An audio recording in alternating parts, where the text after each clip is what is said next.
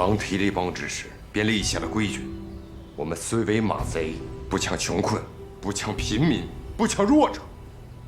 加帕私自逮捕西杰林村，特么阿达叛变劫狱。你们3个人以狼提帮规处置，当众问斩。加帕尔并非怕死之辈，要杀要剐，绝无怨怼。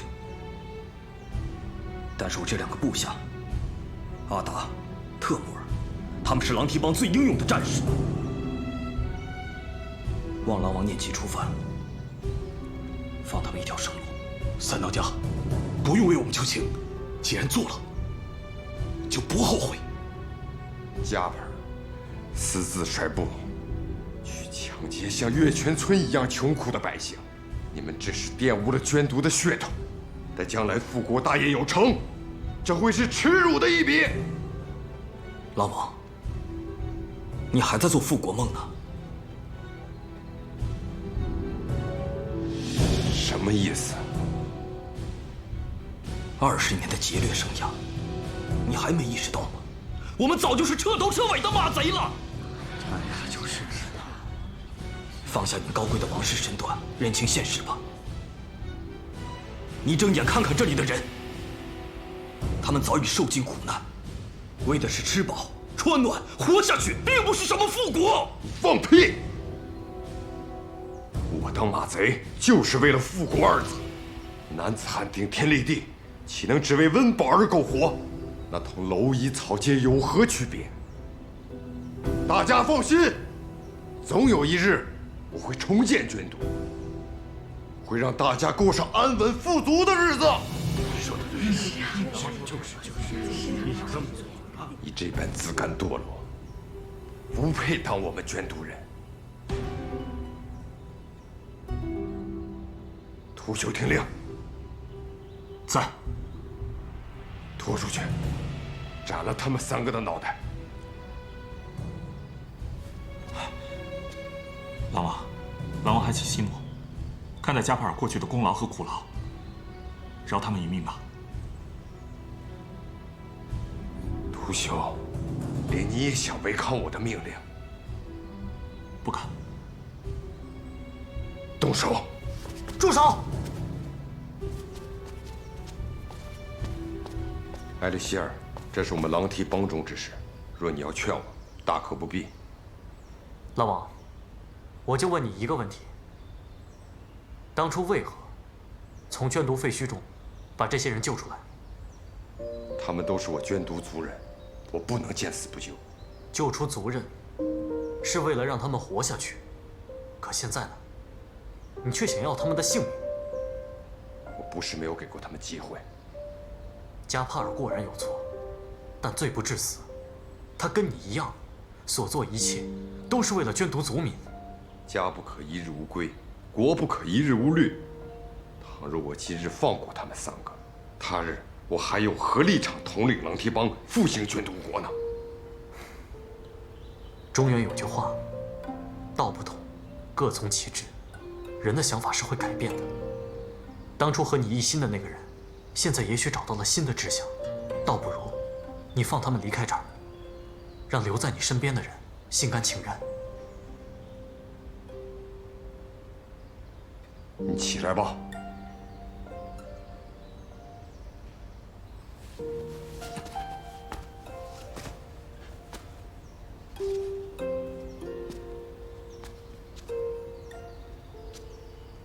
我看在艾利希尔的面子上，饶了你们3个。立刻滚出月泉村，不许再回来！等等，你们3个，从今往后，如果胆敢再恃强凌弱，劫掠平民，休怪我手下不留情。欠你的，我会还你。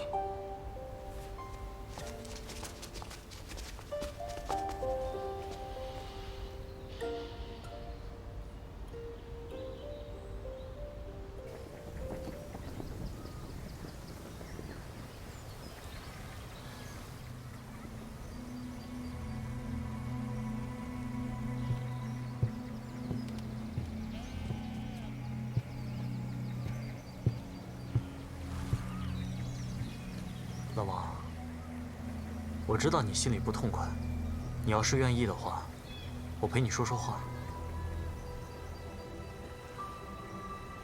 我屠修加盘成立狼蹄帮之时，我16岁，他俩14，这一转眼18年过去了。一袭斩断18年的手足情，不管是谁，都会痛心的。岂止是痛心，他加盘憋了整整18年，今日终于把心里话说了出来。可在场的人，还有多少人没有把心里话说出来？18年，时间太长了，长到足以磨灭一个人的意志，让所有人忘了自己的初衷。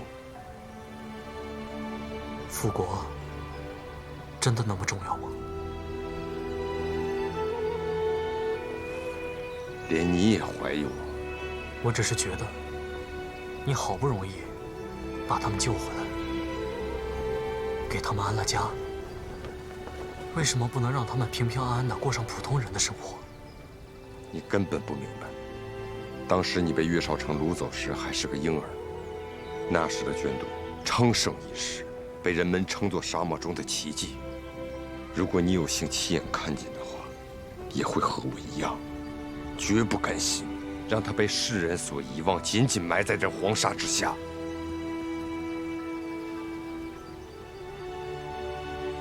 可是你看看，现在的捐毒只剩下寥寥数百人了。如果他们忘记自己从何而来，这辈子甘心当马贼、当牧民了却一生，用不了几十年，世上就再无捐毒了。我明白了。我所经历的，你未曾目睹，又怎会明白呢？从小我不喜文墨，不弄刀枪，唯一感兴趣的就是演术。在别人眼里，我是一个每天只会跟木头疙瘩打交道的怪人。可是我见过演术真正神奇的地方。虽然我现在不能像谢伯伯那样造出精妙绝世的眼甲，只要我不放弃，一切就有可能。唉，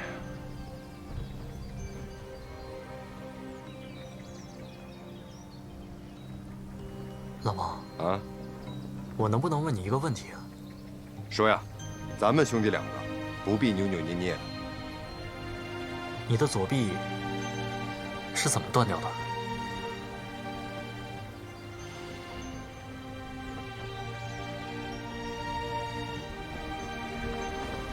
？20年前，就是那岳少成兵临城下，我身在城外猎场，因此逃过一劫。当我得知捐毒的惨况后，快马加鞭赶回城里，却看到父亲身首异处，母亲殉情而死。当时满地都是尸体，见到的幸存者像是受了极大的刺激，精神恍惚。我跨过一个一个死人，直奔王府废墟。你是去找我吗？我想当时你还小，有可能他们会饶你一命。我在废墟中找了很久，我终于在一个发狂的士兵手中发现了你。然后呢？然后我不顾一切想把你从他手中抢回来，但是那个发狂的士兵力大无穷，见人就砍。你的胳膊就是被他砍下的吗？他一刀砍下来，我就晕倒了。等我醒来后，左臂就断了，你也不见了。原来你没了左臂，是为了我。当时我以为你遭了难，所以在这20年里，我日日都恨自己无能，我恨自己没能力救下你。可谁成想，是他岳少成掳走了你，狼王，我……行了，这都是过去的事儿，不要再提了。我要感谢爹娘在天之灵的保佑，让我们兄弟二人还可以团聚。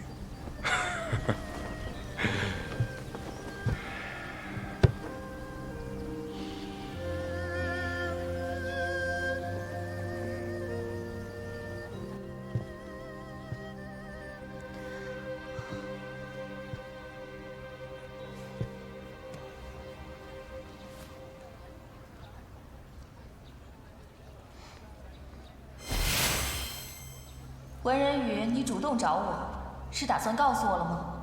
我师父怎么样了？现在仍平安无事，可过了酉时，我便不敢保证了。我要先确认他的周全。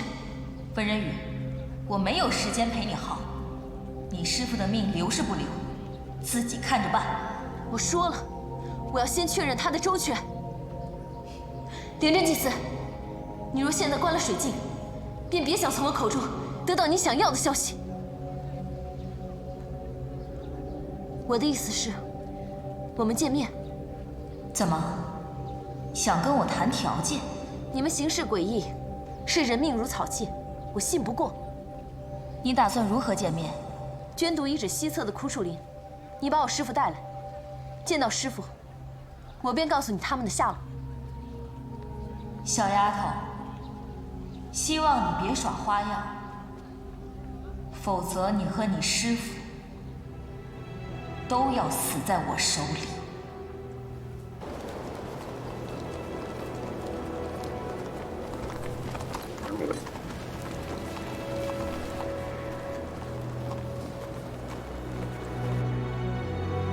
狼王，狼王，有一支商队正经过我们的地盘。真的，等了2个月，终于来了块肥肉了。通知兄弟们集合，动作麻利点。是。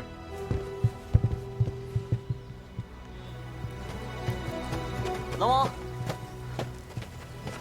你们先去准备，我马上就来。怎么了？你们这是去哪儿啊？这不2个月了吗？终于来块肥肉，准备把它拿回来。肥肉？你们该不是去打劫吧？是不是打劫？跟我去看看不就知道了。哎，走了。蹲下，别动，小心点啊！这回这人物还不错，有别动点玩意儿。兄弟们，手脚都麻利些，早点退下，就吃了。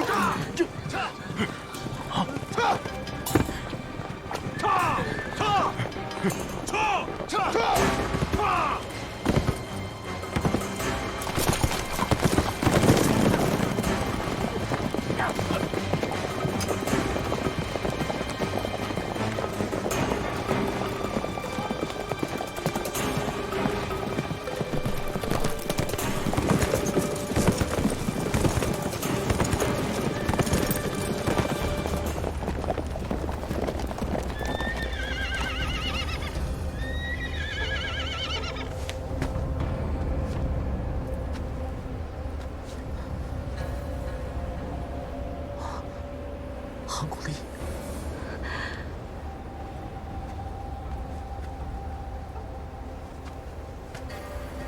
张木纳，你好大的胆子，敢来我们狼蹄的地盘抢东西！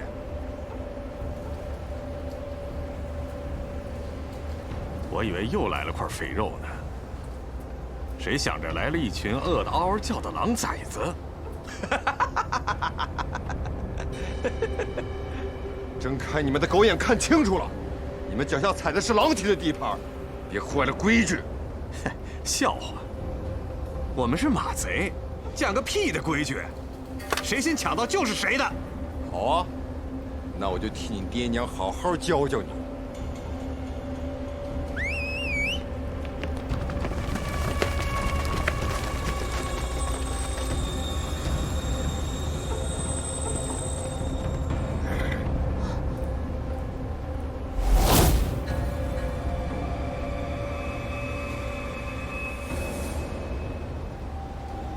狼王啊，狼王，你知道为了今天，我费了多大劲儿吗？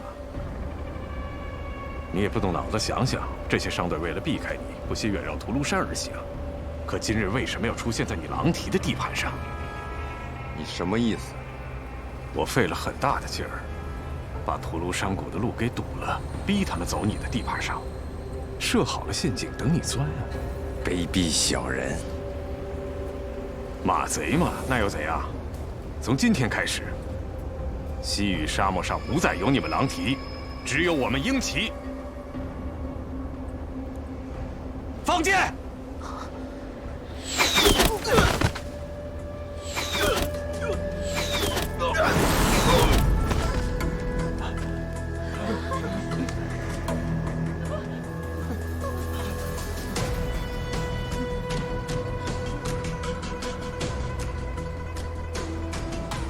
张木纳，我今日心情好，放你。识相的，带着你的人滚！老王，你觉得你有把握吗？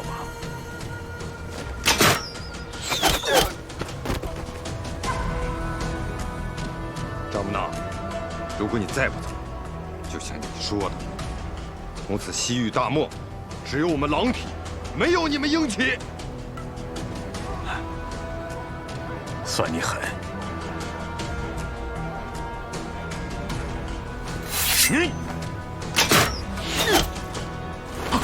大当家的，大当家的，大当家的！怎么样，二当家的，你想跟他一样吗？这笔账我记下了，老王，咱们来日方长，我等着你。撤！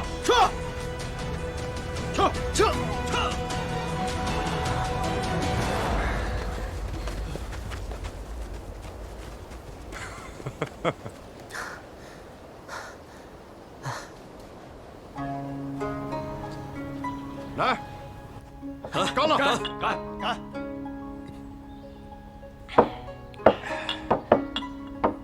来，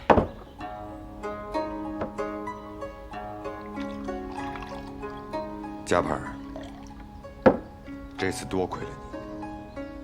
这次呢，就当我欠你个人情。老王，别这么说。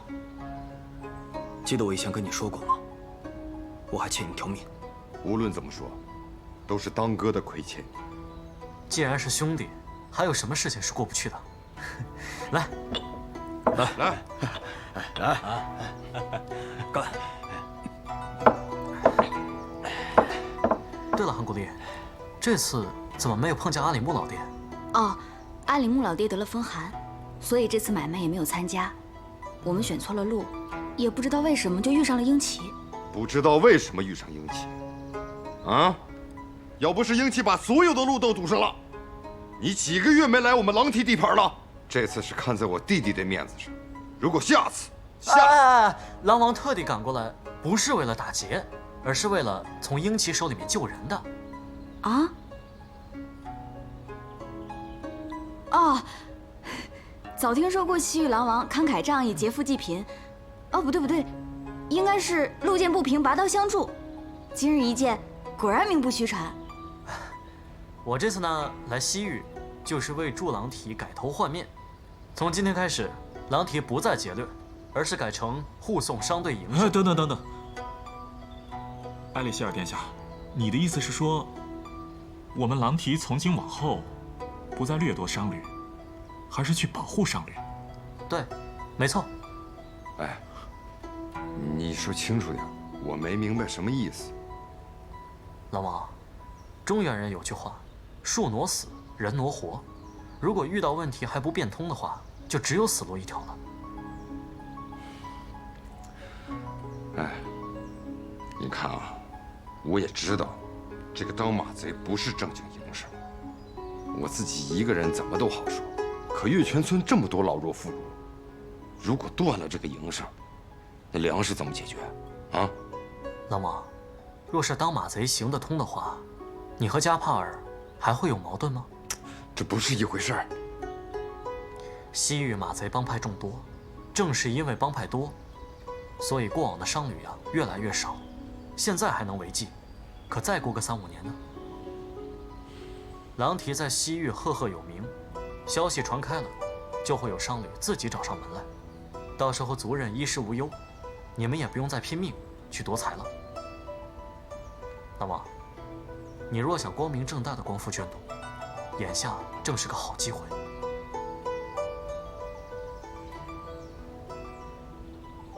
你们俩的意思呢？狼王，您来做决定吧。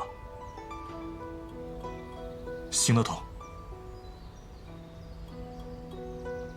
那好，从今往后，这个护送商队就交给你们两个了。好，来，为了捐毒族民，干一杯！来，干！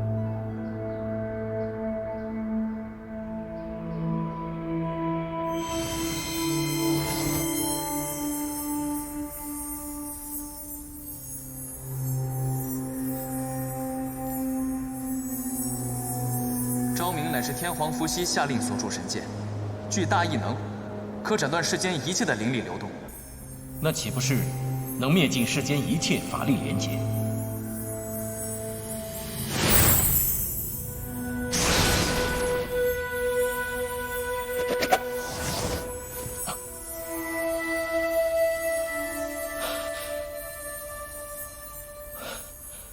果真如此，昭明剑真能斩断世间一切灵力连结。想不到当年我已经找到了除掉丽婴的办法。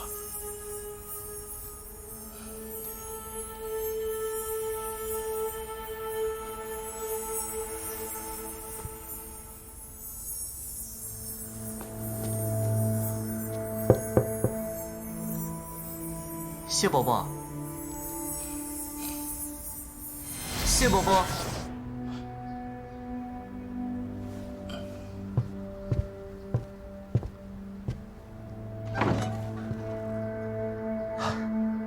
谢伯伯，我没有打扰到你休息吧？哈，无妨。有事找我？啊，有样东西想给你看一下。啊，进来说。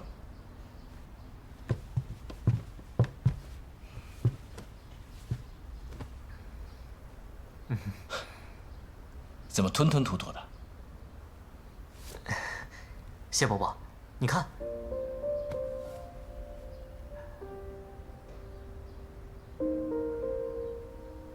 这只岩甲鸟是你自己做的？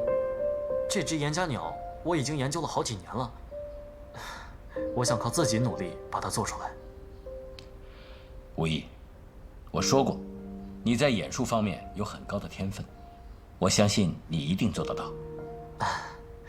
其实我也不知道自己在演术上有多高的天分，我只知道这是我想做的事情。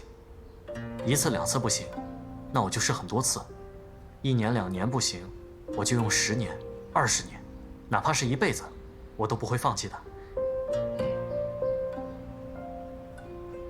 其实我知道自己的演术还不够精湛，术法根基也不是很好，而且还有很多缺点，暂时还没有资格成为谢伯伯的弟子。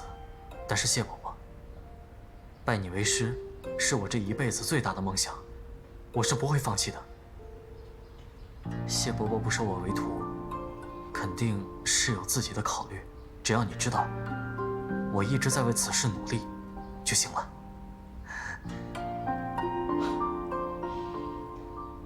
或许你我之间的缘分，不只是同路而行那么简单。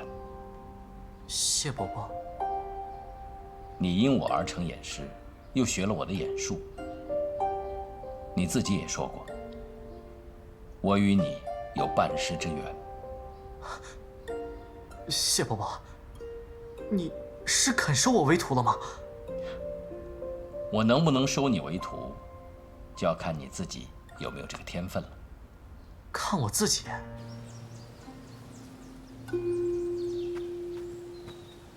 哇，好大的雪山啊！以前怎么没见过？这是我为这次考核特意设下的虚景。啊？考核就在雪山上？从山脚到山头，会有3关考核。如果你能够顺利通过，就能拜我为师了。爬山啊，这么简单？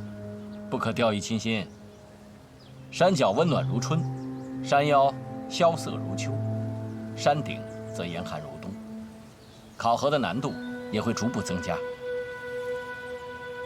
此处虽是虚景，但你的人却是真真实实的，受到的伤害也是真真切切的，所以还请小心应对。明白了。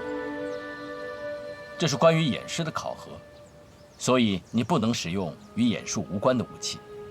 岩甲鸟能带人飞，也不能使用。那连寒光也用不了了？是的。哦。一路上你会面临不少的麻烦和困难，这把岩甲木剑就留给你防身吧。好，那一会儿山顶见喽。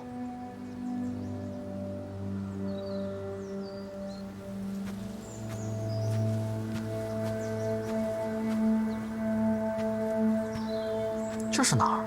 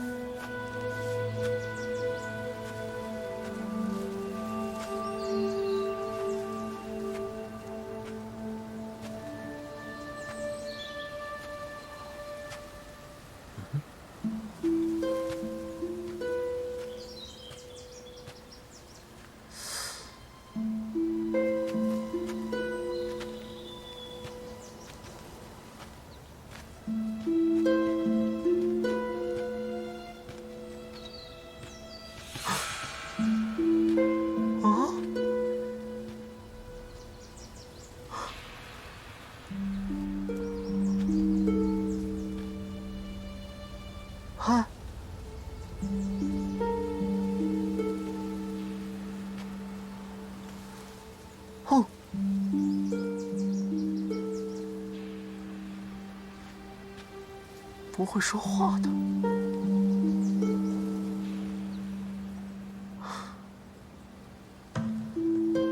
该不会是谢伯伯给我设置的难关吧？哼，看来今天不打败你，我是过不去了。哟，还会学我动作呀？试试我的招式吧。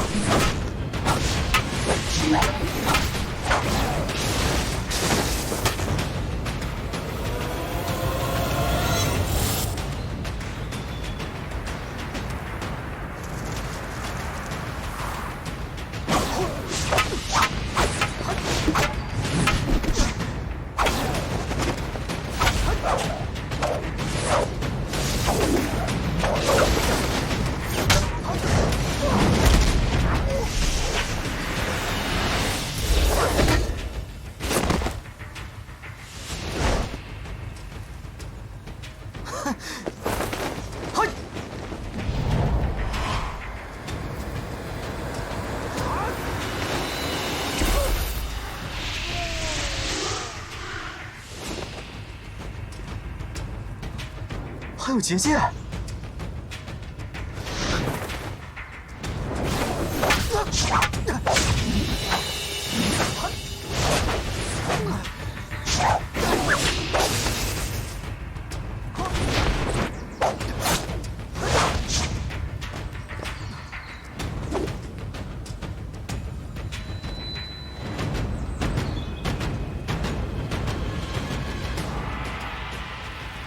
可恶！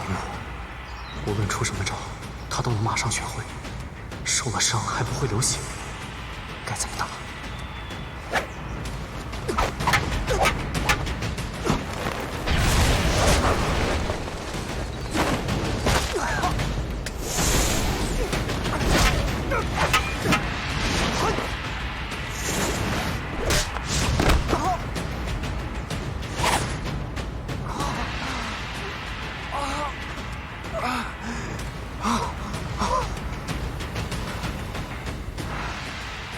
好好想想，一定有办法。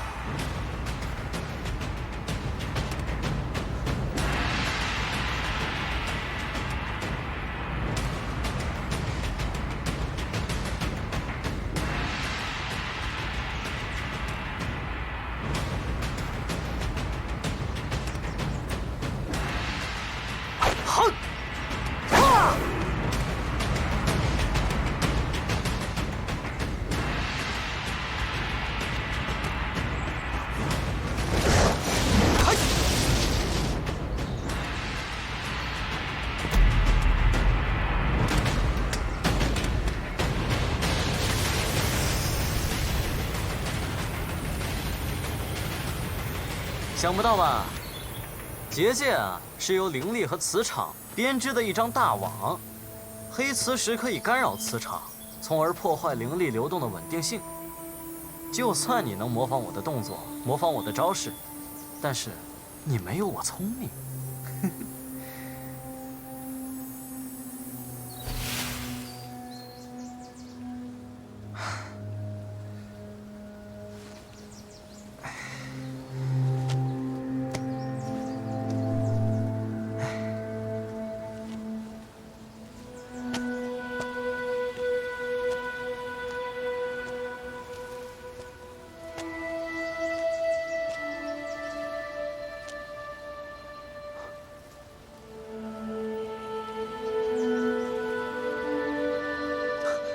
谢伯伯，你怎么来了？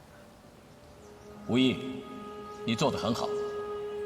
这是我的虚影，你每过一关，就能见到我。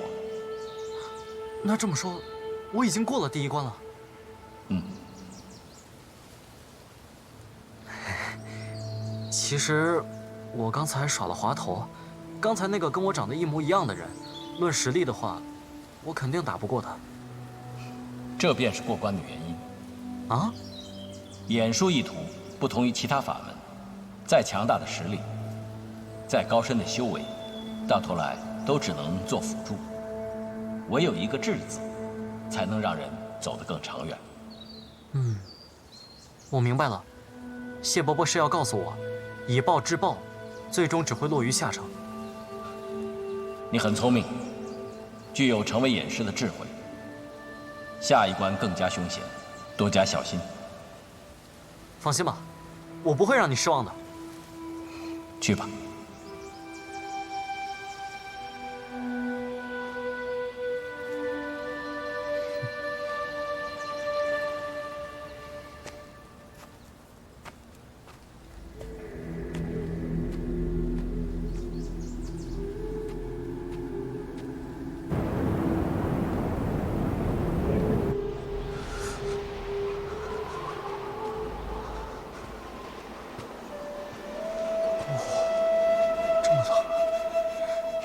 谢伯伯第二关，不会是想考验我的御寒能力吧？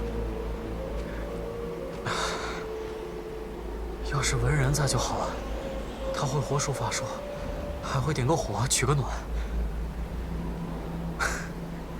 文人的暴脾气，惹他发个火，还能暖和一阵子。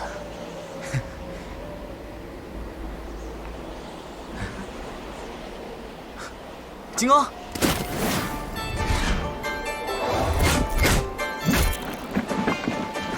金刚，火冲天！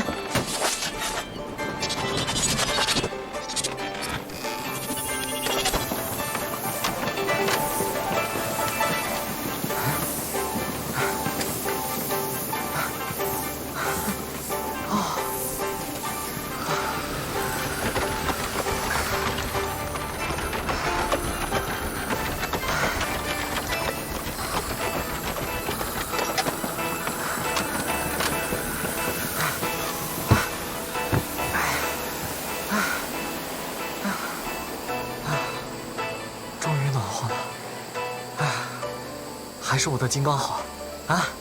咱们爷儿俩相依为命啊，金刚！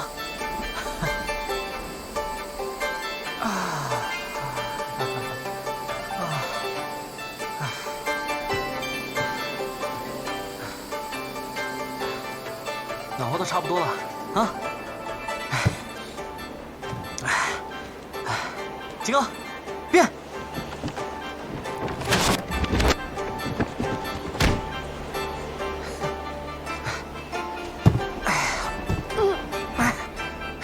金刚，你好暖和呀，咱们走。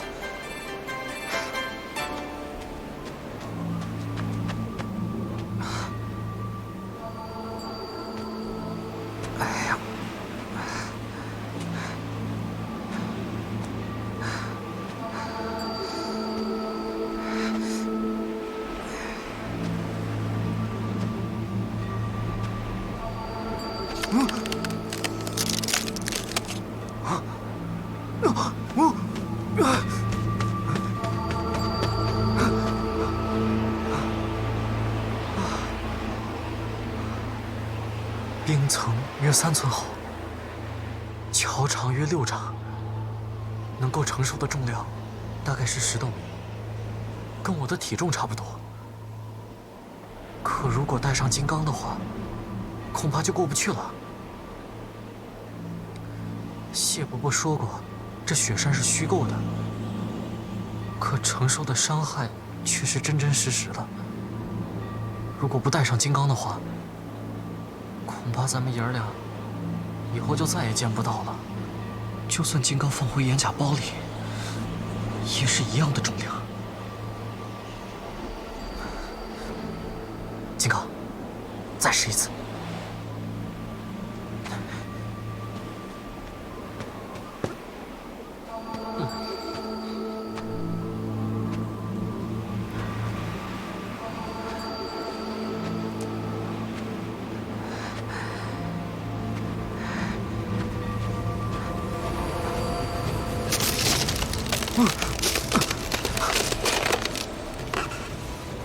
赌一把。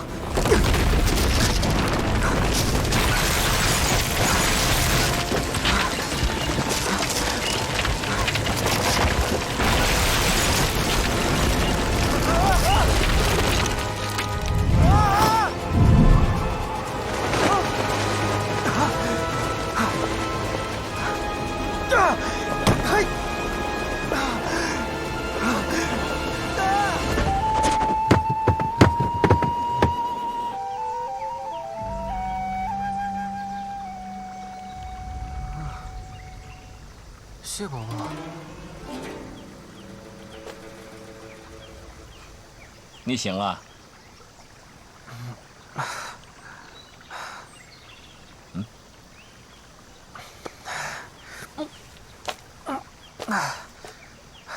你没事吧？你不是虚影，是真的谢伯伯。难道是谢伯伯救了我？我说过，第2关非常凶险。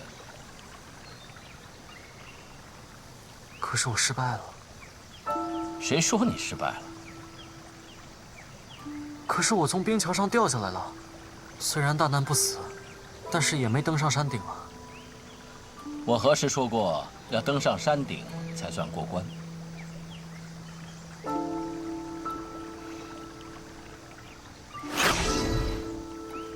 啊，金刚！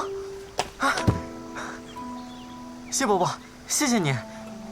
金刚陪了我10几年了，要是他被摔坏的话，我会难过死的。无意，其实第2关你无需走过那冰桥，只要有一颗人心就可以了。人心？君子以仁存仁，仁者爱人。便是在最危险的时刻，不抛弃朋友，不损人利己。眼术可造福于人，也同样是伤人的利器。唯有保持一颗人心，才可以看清心之所向。无论我是否可以闯过第3关，谢伯伯说的这些话，我都会记住的。还有这些道理，无意受益终身。无论怎么了？没信心了？谢伯伯的眼术和见识，都比我强太多了。哦，怎么我对你却很有信心呢？无疑一定会全力以赴的。谢伯伯，第3关是什么？第3关，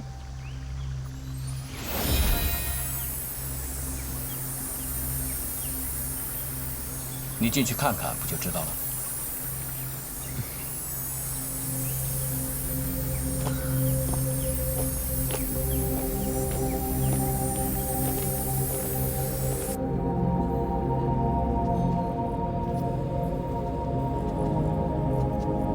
严甲歇，该不会让我和他打吧？